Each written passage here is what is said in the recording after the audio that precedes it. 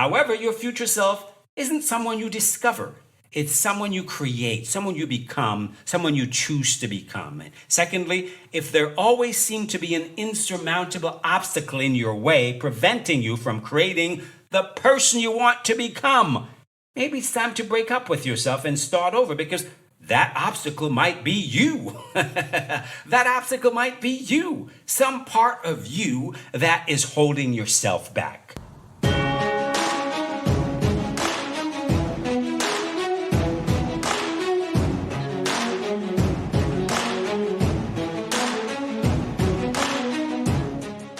Hey there, I'm Dr. Del Millers, and this is Energize Your Life After 50. You see, the goal of this podcast is to help you answer one simple question, and that is, how do you want to live the next chapter in your life? Do you want to keep it as it is, or do you want more? Do you want to be better, fitter, stronger, healthier without meds, more confidence, more sex appeal? Do you want to get your mojo back? Maybe you want to be the you you've always thought you could be. So each week we'll look at simple ways to intentionally create your next chapter, prioritizing your health, your physicality, your emotional and spiritual well-being, as well as looking and feeling your best. Are you up for the challenge? Then let's get moving.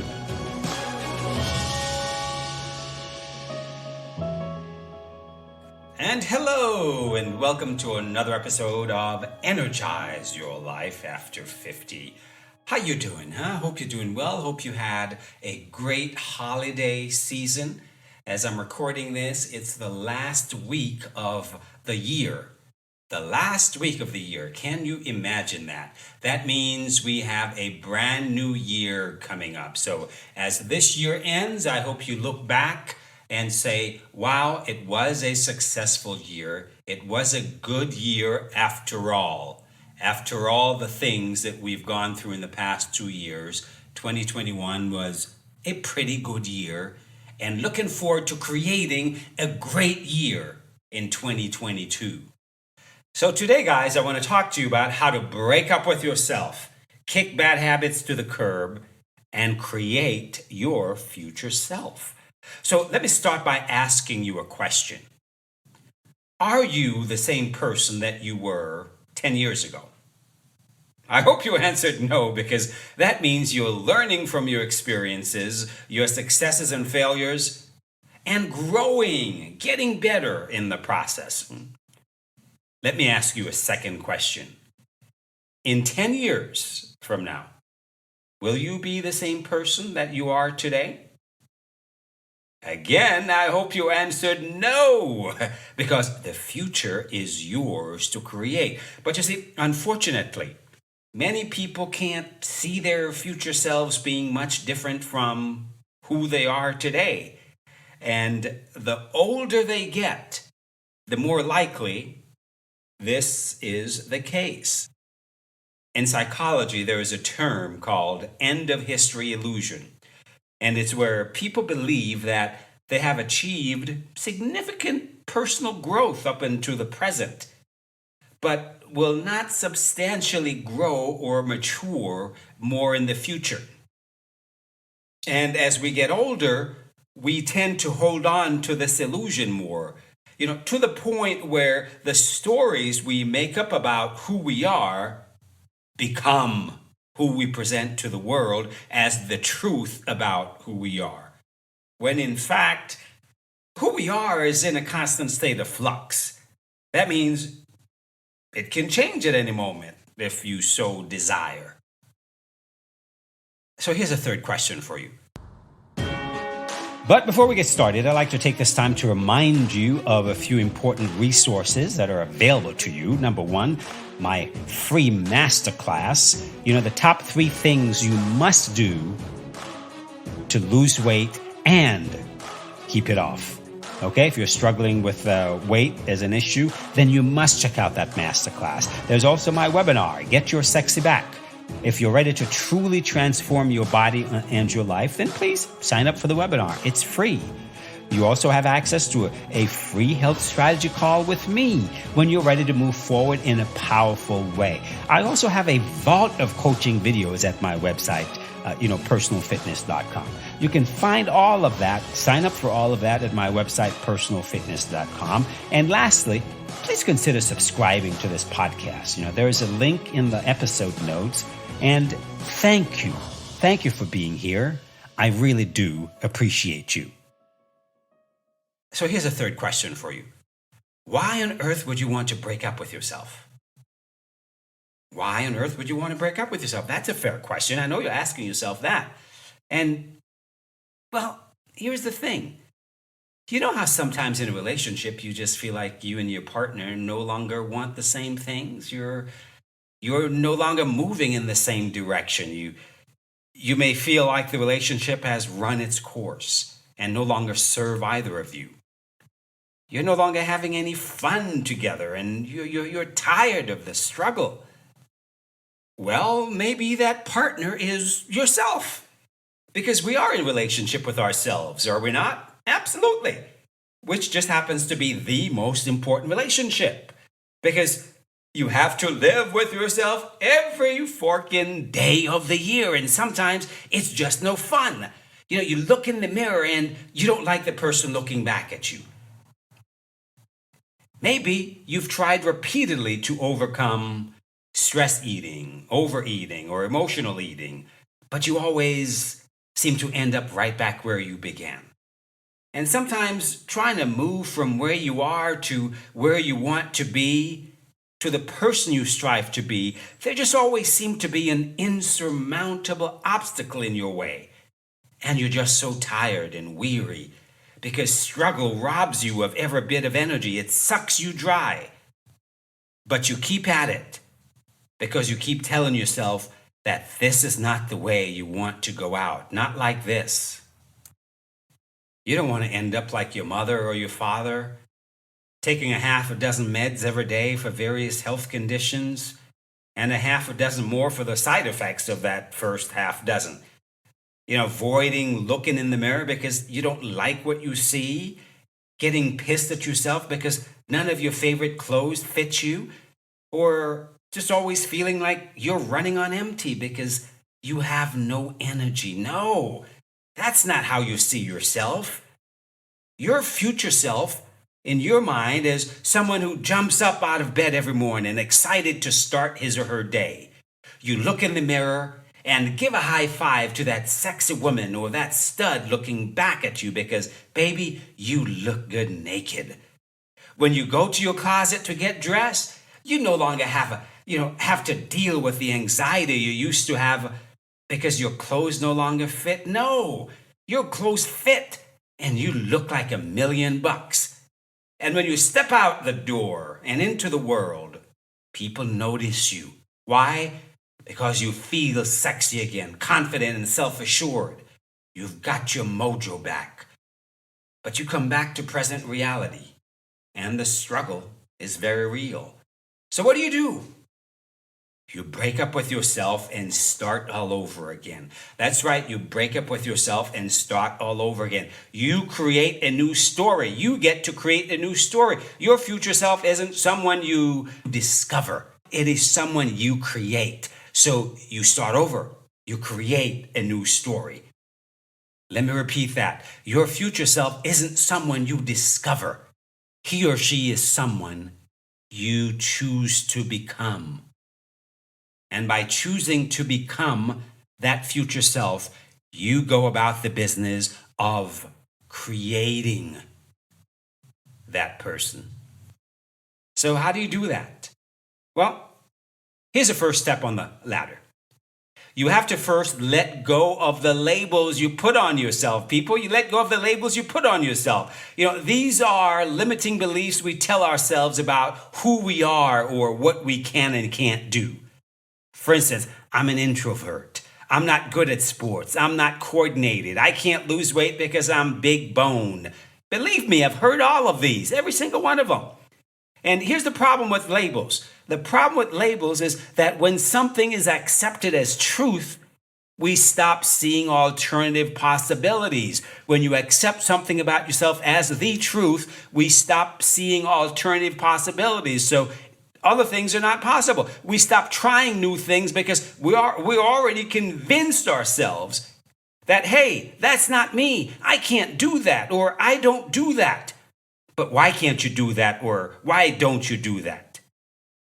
Here are a few examples. Back in the 90s, I was, a member of Toastmasters International. And Toastmasters is a great organization that helps people improve presentation skills. And one of the exercises we do every time we met, I haven't been in Toastmasters for over a decade, was a process called table topics, which, it's an activity to help you develop impromptu speaking. And you're given a topic, something you may know absolutely nothing about, and you have to speak for 3 minutes on that topic, on the fly. They call on you, you stand up, and here's the topic, boom, go, 3 minutes. And I've seen people who come into Toastmasters who were absolutely terrified of table topics, absolutely terrified of not knowing what to say, what the next word is, and just stood there like a deer in the headlight. But guess what? A few months down the road, many of those same people went from being terrified to being hilariously funny in just a few months. And why does that happen? It happened because over time, through diligent practice, they became better at the activity they weren't good at. Therefore, the story or label they were holding on to is no longer true. The story they were telling themselves that I'm not a good speaker, I can't do impromptu speaking, that was no longer true because of disciplined practice. You get where I'm coming from? So before we can move on from where we are to a future self, we have to first let go of those labels we place on ourselves and the stories we tell ourselves. I'm reminded of another example. I teach salsa. I used to teach salsa and West Coast swing dance to beginners. I haven't done that in a number of years, especially over the pandemic. And, I remember one of my students was a middle-aged gentleman in his 60s. He made a deal with his wife, that is, that he would learn to dance with her. He would take dance lessons with her if she would take ski lessons and go skiing with him. Rather, she made the deal with him that he would take dance lessons with her and she would learn to ski and go skiing with him. And, his story of himself was that, hey, I'm just a white boy from the Midwest with 2 left feet, so I can't dance. I'm just a white boy from the Midwest with 2 left feet, so I can't dance. And, when we first started, he was right. He had 2 left feet. But, and that's the story he was telling himself. But here's the deal. Over time, he got better. At the end of a few months, they were going out to clubs, dancing. A couple of years down the road, they were actually competing in dance competitions. Hello. That is what I'm talking about, letting go of the story we tell ourselves and be willing to create a new story. So the first step in this process is being willing to let go of the stories we tell ourselves and be willing to move forward in creating a new story. So Tom was able to become a much better dancer than when he started. He became an excellent dancer. And here's a guy that was in his 60s. There were a couple in their 60s. And he was able to go from being just a white boy from the Midwest with 2 left feet to being someone who was comfortable enough and good enough to participate in dance competitions. But first, he had to let go of the label he had about himself. I'm no good at dancing because I've got 2 left feet. That was his label for years. And that was what was holding him back from taking dance lessons with his wife or going dancing with his wife before, I came into the picture. But once he did, he was open to the possibility that maybe, hey, I can actually do this. And he did. Okay? Now, here's the second step. You have to create a clear picture of your future self. The reason why most people don't succeed in transforming their body per se and their lifestyle and their life is because they don't start with a clear desired outcome. You've got to have a clear desired outcome. Let me repeat that. You have to start with a clear desired outcome. What does that future self look like? How do you think?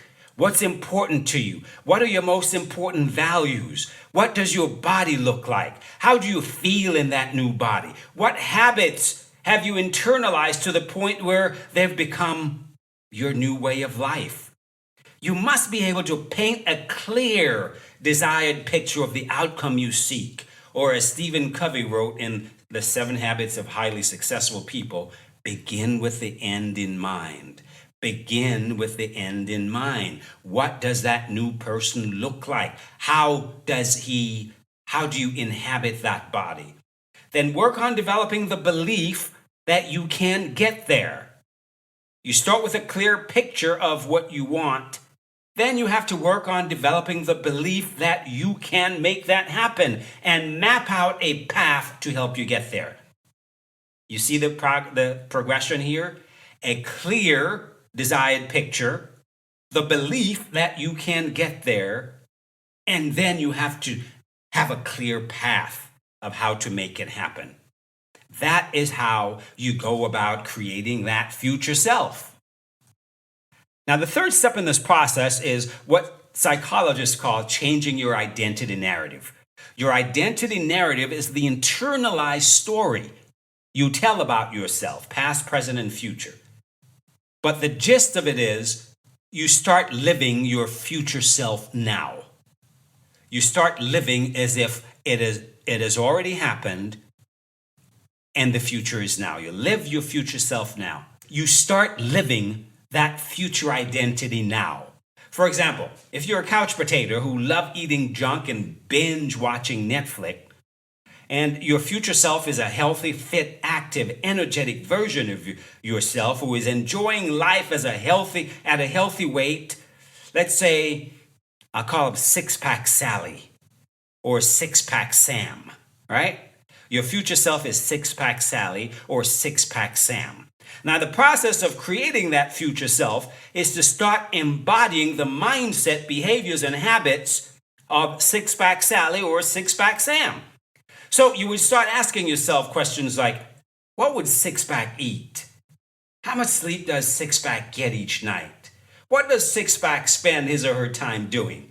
What activities does Six-Pack engage in? What would Six-Pack do in this situation? You get the idea?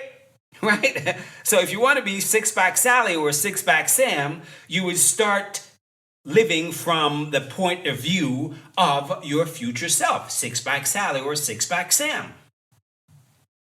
So in other words, you let your future self shape your mindset, habits, and behaviors today. You allow your future self to shape your habits, mindset, and behaviors today. You get the idea? I know we've said a lot here today. We've discussed a lot of things. So let's have a brief recap. We talked about the fact that you're not the same person you were 10 years ago, nor will you be the same person 10 years from now. However, your future self isn't someone you discover.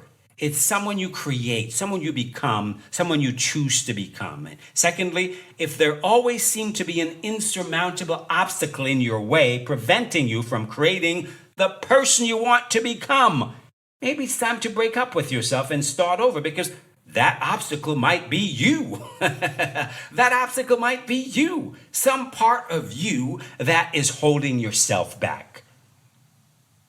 Now, we do this by first letting go of the labels or the stories we tell about ourselves. I'm not this, I'm not that. I've got 2 left feet.